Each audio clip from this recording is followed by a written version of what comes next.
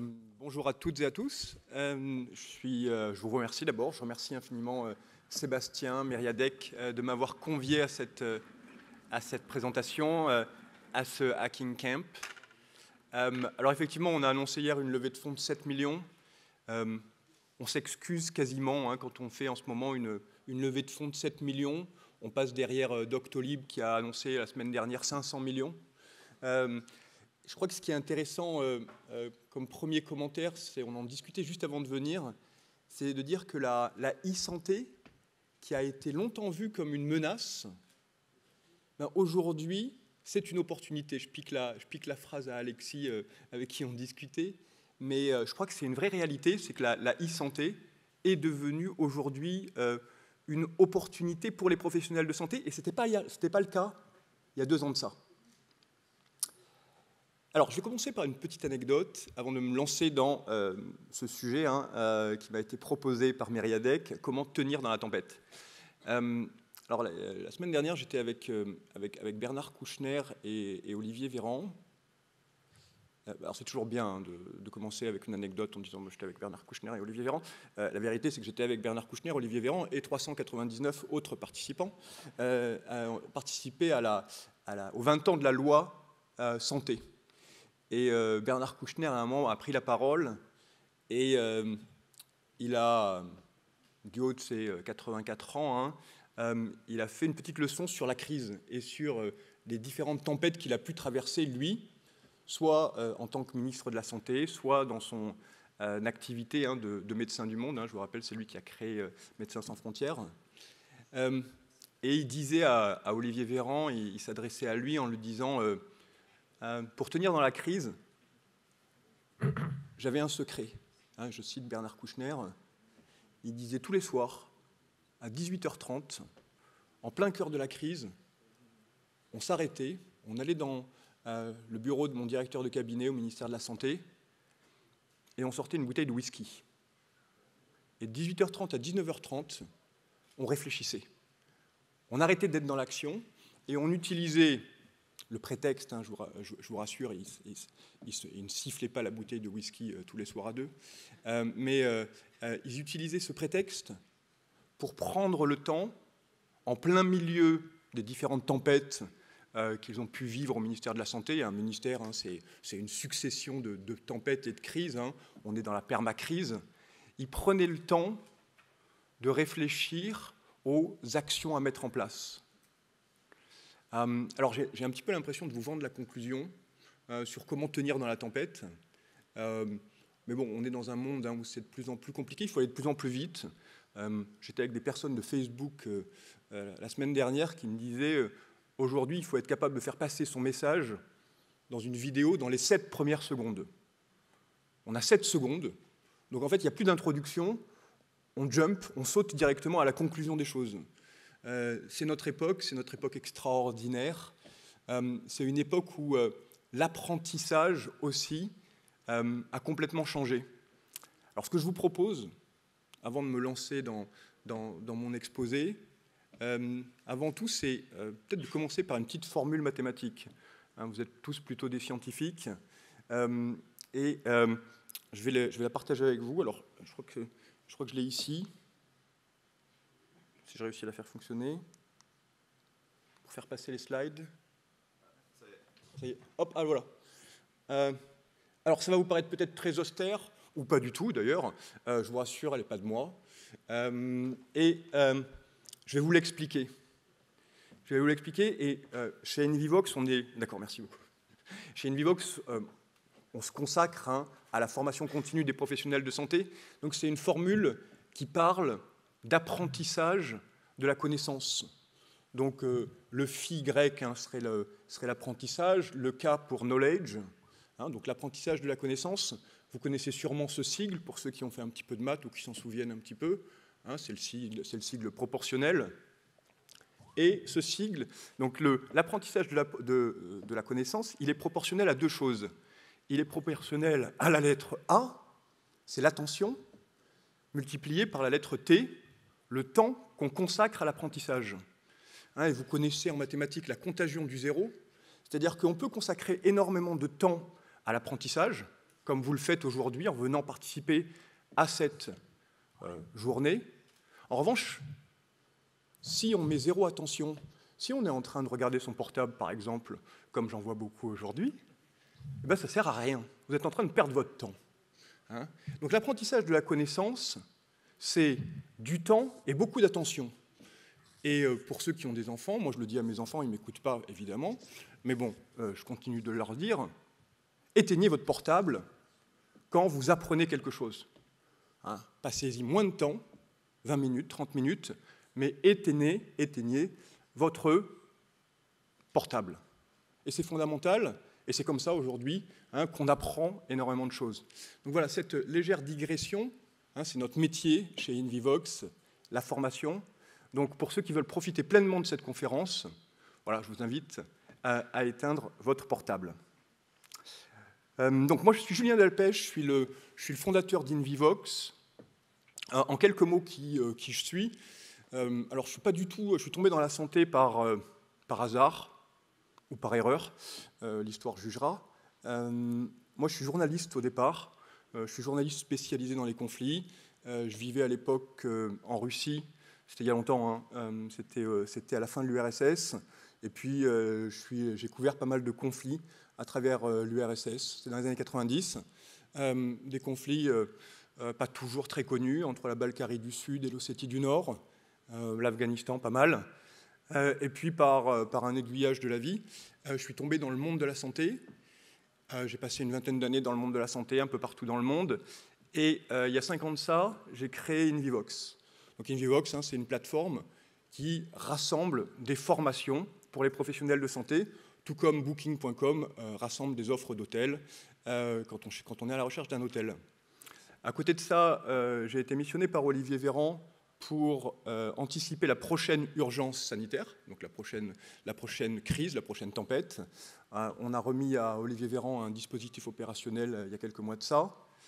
Dernière chose, parce que c'est important dans le cadre de cette mini-conférence, je suis marin. Voilà, c'est un hasard. Et il y a une véritable intimité qui existe entre les marins et la tempête. Une forme de fascination pour la tempête quand on est marin. Alors, je vous propose tout de suite de rentrer dans le vif du sujet. J'ai été un petit peu long dans mon introduction. 20 mars 2020, c'est le drame. C'est le drame chez InVivox. Alors, c'est le drame général. Vous vous souvenez tous du mois de mars 2020. On était passé par un déni de la Covid pendant des mois. Cette maladie qui ne franchirait jamais l'Asie ou la Chine. Cette maladie qui ne franchirait jamais les frontières avec nos amis italiens. Et puis qui débarque en mars 2020 en France. Nous, chez InVivox, notre métier, c'est véritablement la formation, c'était la formation présentielle. C'est-à-dire que tout ce qu'on organisait, c'était une manière de faciliter le compagnonnage médical. On permettait à un chirurgien d'aller passer 2 jours, 3 jours, 1 semaine chez un autre chirurgien partout dans le monde. Donc du jour au lendemain, comme vous pouvez vous en douter, on n'avait plus de boulot. On n'avait absolument plus rien. Et c'est pour ça que je parle de drame, qu'une tempête, une crise, c'est tout à coup, c'est le passage au dramatique. Et pour illustrer le dramatique, oui, c'est la bonne diapo. Pour illustrer le dramatique, moi je suis basé à Paris et toute l'équipe d'InVivox elle est basée à Bordeaux. On est avec mon associé, moi, on a toujours besoin d'un Parisien dans une start-up. Je ne sais pas si vous êtes en train de créer une start-up, mais je le recommande fortement. On est encore très jacobin en France et beaucoup de choses sont centralisées à Paris. Donc moi je suis basé à Paris et toute l'équipe InVivox est basée à Bordeaux. Et je suis allé faire un discours qui était un discours assez important puisqu'il y avait une angoisse forte qui était née de toutes les équipes.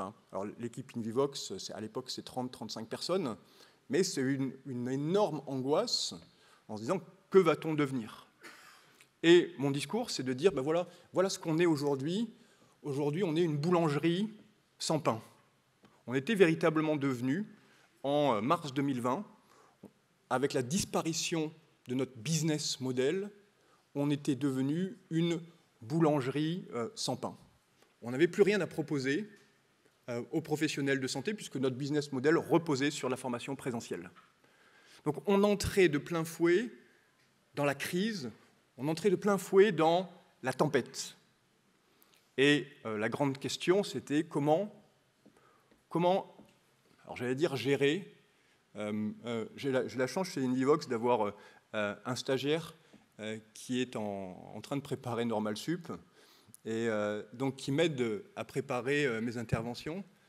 Et quand je lui ai dit que j'allais parler de la gestion de crise, il est tombé de sa chaise et il m'a dit non, mais on ne gère pas une crise.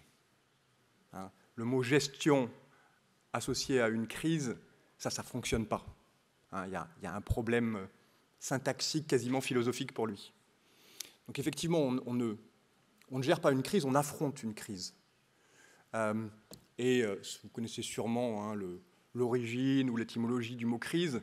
C'est assez amusant parce que cette étymologie est la même en grec, en latin et en chinois. Hein, la crise, en latin ou en grec, c'est le moment décisif.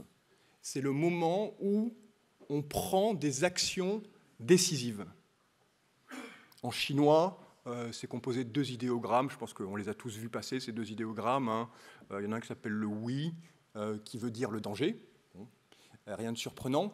Et puis l'autre, le wei, il me semble, peu importe, qui signifie lui aussi l'instant critique. Donc c'est l'instant critique où, face à un danger, on doit prendre une décision. On doit agir. Et je rebondis sur la présentation précédente hein, en disant que comment tenir face à la crise, il faut agir. Et je pense que c'est vraiment la base, c'est que tenir dans la tempête, c'est avant tout être capable d'agir.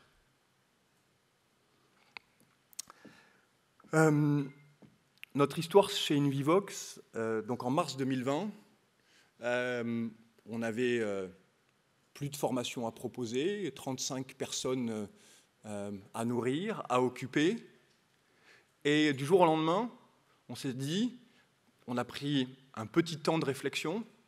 On n'avait pas de bouteille de whisky à l'époque, on n'avait plus les moyens.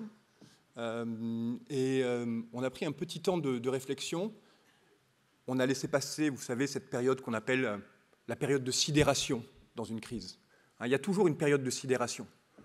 Et comment tenir dans une crise? Il faut minimiser la période de sidération pour se projeter dans l'action. Et donc, chez Invivox, on a décidé, en l'espace de 24 à 48 heures, de transformer intégralement notre business model. On proposait du présentiel, on s'est dit on va proposer du distanciel. Et à l'époque, hein, c'était il y a 2 ans, et ça nous paraît une éternité, comme si on remontait au Jurassique. À l'époque, on s'est lancé dans les webinaires. Alors aujourd'hui, un webinaire ou une visioconférence, ça nous paraît extrêmement naturel. Hein, mais rappelez-vous, il y a 2 ans, quand on proposait à un professionnel de santé de se connecter à un système de visioconférence, hein, Zoom existait mais n'était pas connu, à l'époque c'était surtout Webex, hein, ça paraissait vraiment un Himalaya à gravir pour beaucoup de professionnels de santé de se connecter à une visioconférence. Et chez Invivox, on s'est dit on va se lancer là-dedans et on est allé contacter des obstétriciens, une équipe de gynéco-obstétriciens du côté en Italie, des gens avec qui j'avais travaillé dans le passé. Ils étaient francophones. Et on leur a dit, écoutez, est-ce que vous accepteriez de partager votre expérience avec des équipes françaises hein, puisque je vous rappelle, hein, l'Italie avait 3 à 4 semaines d'avance sur la gestion de la Covid. Et les Italiens ont accepté tout de suite. On s'est mis derrière Webex et ils ont partagé leur expérience de dire, voilà comment on fait quand on a une maman Covid+, qui débarque pour un accouchement. Voilà comment on protège la maman, voilà comment on protège le bébé, les personnels soignants. Voilà comment on gère tout ça avec l'humilité hein, qui naît souvent pendant les crises, en se disant, voilà, on ne va pas vous raconter la vérité. On va vous raconter notre expérience, voilà comment on fait. Est-ce que c'est la bonne manière de faire les choses ou pas? On ne sait pas. Mais en tout cas, on la partage. Et on a monté ça en l'espace de quelques jours. On était sur Webex, pour ceux qui se souviennent de Webex. C'était sacrément ardu d'utiliser Webex. Et on a eu 800 personnes qui se sont connectées. Il y avait des sages-femmes françaises, il y avait des gynécos, des obstétriciens, il y avait des curieux, il y avait des infirmières, il y avait le ministère de la Santé qui s'est connecté.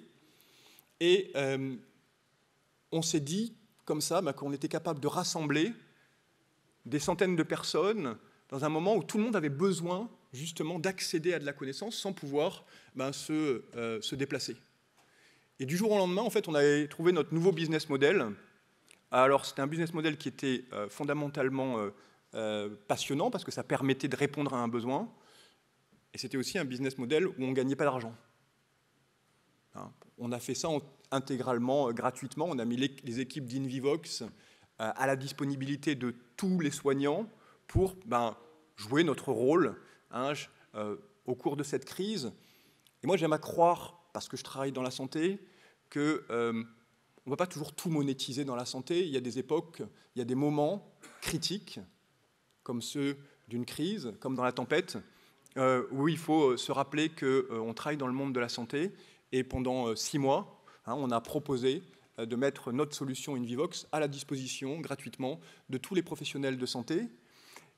Et pour nous, ça a été en fait un changement extraordinaire de paradoxe, puisque, je vais vous donner quelques chiffres, mais en 2019, quand on faisait de la formation présentielle, on avait permis à 3900 médecins essentiellement d'aller se former les uns chez les autres. Donc ça pouvait être de Paris à Strasbourg, mais aussi de Strasbourg à New York ou à Buenos Aires. En 2021, on a permis à plus de 120 000 professionnels de santé d'accéder à de la formation sur la plateforme Invivox. Donc vous voyez un petit peu le fossé énorme entre le présentiel et le distanciel. Et en fait, le fait ça nous a projeté, ça nous a installé directement comme un acteur majeur de la transformation et de l'accès à la connaissance. Donc voilà, de la boulangerie sans pain, qui était plus capable de proposer quelque chose, en l'espace de quelques instants, on a réussi à transformer notre modèle. Alors, comment tenir dans la tempête? Comment est-ce qu'on a pris cette décision? Je pense que c'est ça qui est intéressant. Je vais vous parler de 2 choses, de l'attitude qu'on a eue pendant cette crise, et aussi, je vais vous parler de management. Puisque l'attitude fondamentale, je crois que le leader dans une crise est fondamental. Moi, j'ai endossé cet habit de leader parce qu'on a tous besoin, au moment d'une crise, de pouvoir se référer à quelqu'un qui va prendre des décisions, qui va trancher directement dans des moments d'incertitude complets. Et je crois que c'est fondamental, on le voit aujourd'hui avec Volodymyr Zelensky. On voit bien qu'il a endossé complètement cette attitude de leader.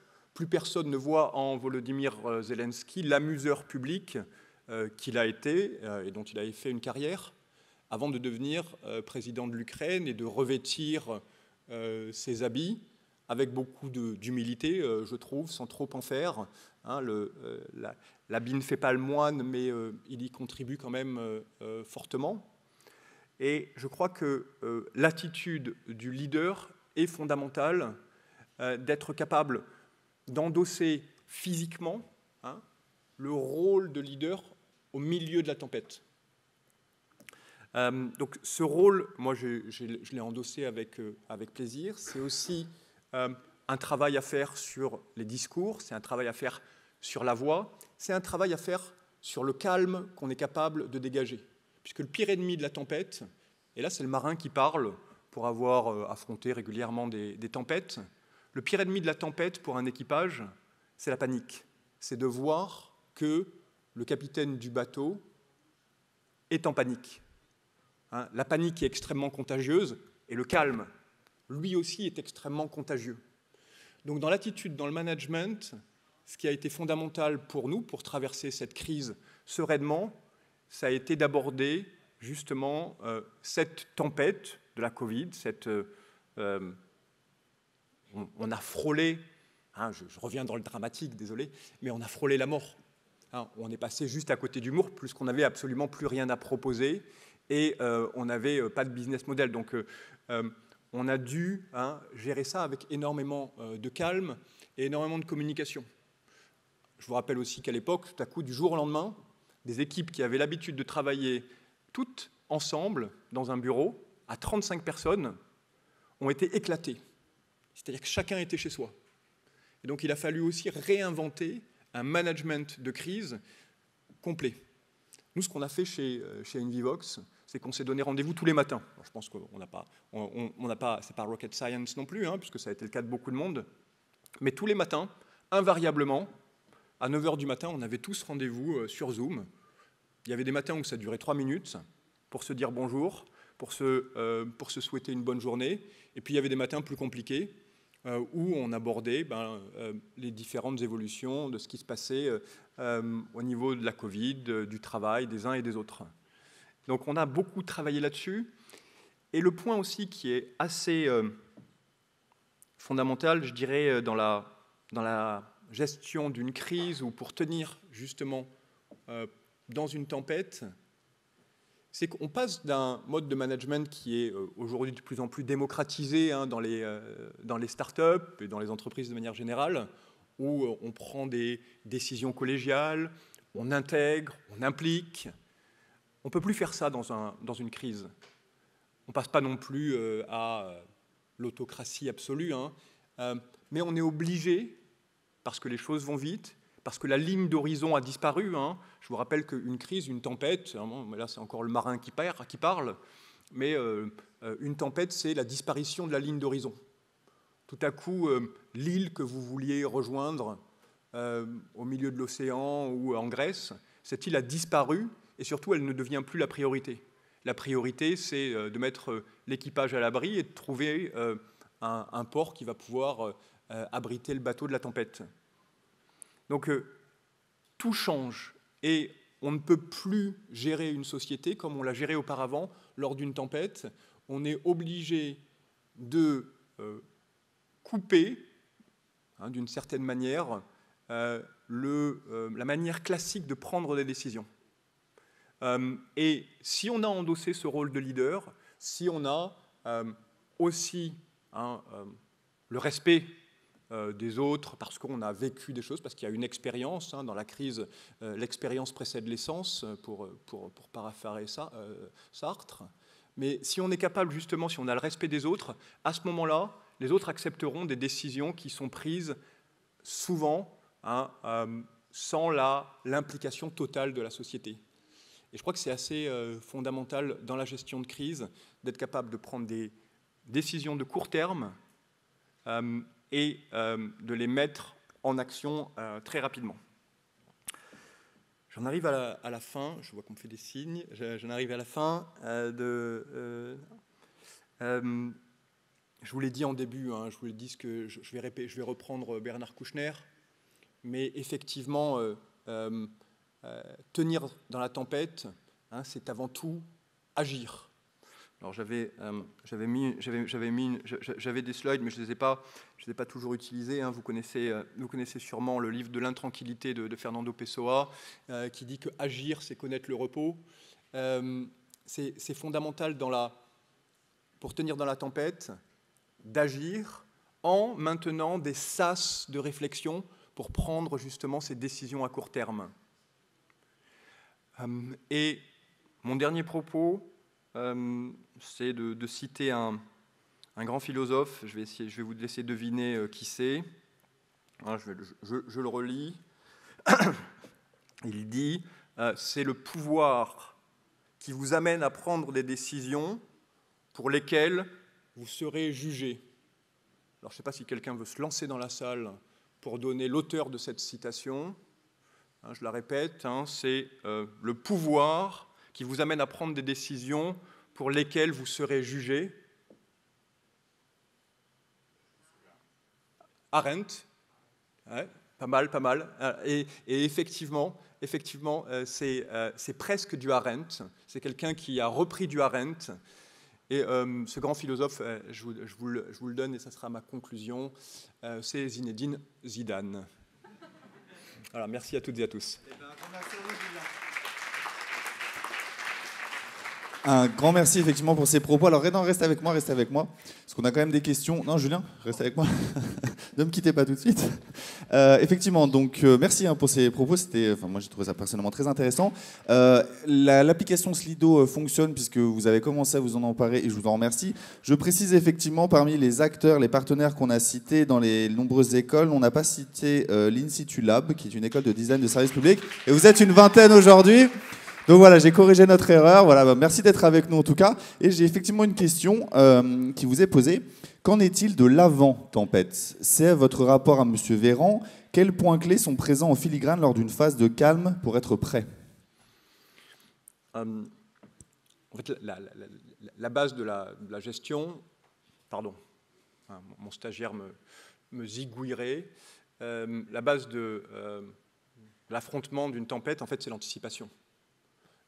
Et le ministère de la Santé, et c'est pour ça qu'il nous a missionnés, le ministère de la Santé s'est rendu compte, comme tous les autres ministères de la Santé dans le monde, qu'il n'était pas prêt à gérer des pandémies parce que jusqu'à présent, pour beaucoup de ministères de la Santé dans le monde entier, les pandémies, elles étaient réservées à l'Afrique. C'était un truc de pays en voie de développement, les pandémies. Les virus, ce n'était pas pour nous. Nous, on a la ligne Maginot qui nous protège. Et la conclusion pour M. Véran, ça a été de dire, voilà, aujourd'hui, pour être capable de gérer la prochaine épidémie, c'est premièrement de réagir extrêmement rapidement. Et pour réagir extrêmement rapidement, il faut que les choses soient en place. Donc on a proposé à Olivier Véran toute une série de mesures qui permettraient au ministère d'agir immédiatement. Je vais vous prendre un exemple. Un foyer Ebola découvert à Strasbourg. Le ministère doit être capable, dès les premiers instants de la crise, quand on parle des premiers instants de la crise, on parle de minutes, voire d'heures maximum, d'envoyer à tous les professionnels de santé de l'agglomération strasbourgeoise des premiers éléments, sur téléphone portable, sous format d'un module de e-learning, d'envoyer ça à tous les professionnels de santé de l'agglomération strasbourgeoise, les premiers éléments sur c'est quoi Ebola, quels sont les symptômes d'Ebola, si on est face à un patient suspect, qu'est-ce qu'on en fait? Et puis ensuite, petit à petit, d'envoyer des éléments plus dans le détail. Donc voilà, ce qu'on a proposé à Olivier Véran, pour faire très très simple, c'est de lui donner les capacités à anticiper les prochaines crises. J'avais une question justement là-dessus aussi, donc je pense que ça vous apporte des éléments de réponse. Juste, il nous reste 1 minute et moi j'aurais quand même une question à vous poser. Dans ce que vous nous avez présenté, vous avez dit qu'on ne gère pas une crise, on l'affronte, qu'il y a la nécessité de déterminer un leader, de prendre des décisions. Mais quand on est face à la tempête, ça demande énormément d'énergie pour faire tout ça. Et sur le plan émotionnel, comment est-ce qu'on garde la tête froide? Comment est-ce qu'on ne désespère pas? C'est quoi le secret, j'ai envie de dire, s'il y en a un, de votre point de vue?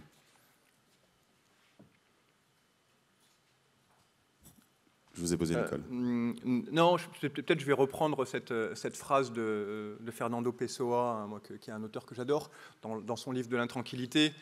Agir, c'est connaître le repos. Et c'est vrai que c'est souvent l'inaction qui peut être justement mère de toutes les inquiétudes.